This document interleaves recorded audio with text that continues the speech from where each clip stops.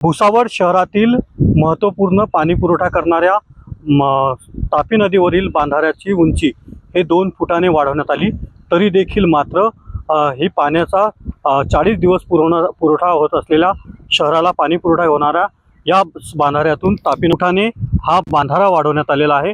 तरी देखील या बांधाऱ्याच्या वरून पाणी हे पूर्णा नदी तापी नदीत वाहताना आपल्याला पाहायला मिळते।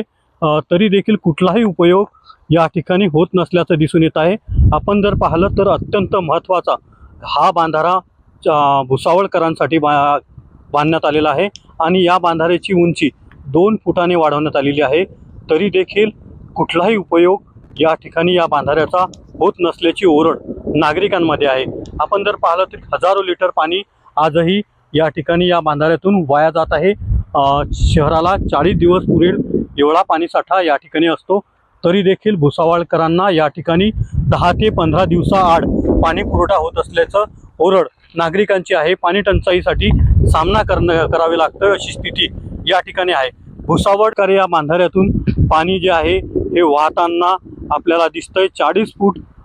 40 दिवस पुरेल एवढा आवर्तन हातनूर धरणातून सोडण्यात आलेला आहे, तरी देखील या ठिकाणी हे पाणी वाया जात असल्याचं दिसतंय।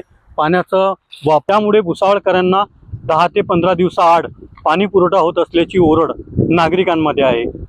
रवी गोरे, TV9 मराठी, भुसावळ, जळगाव।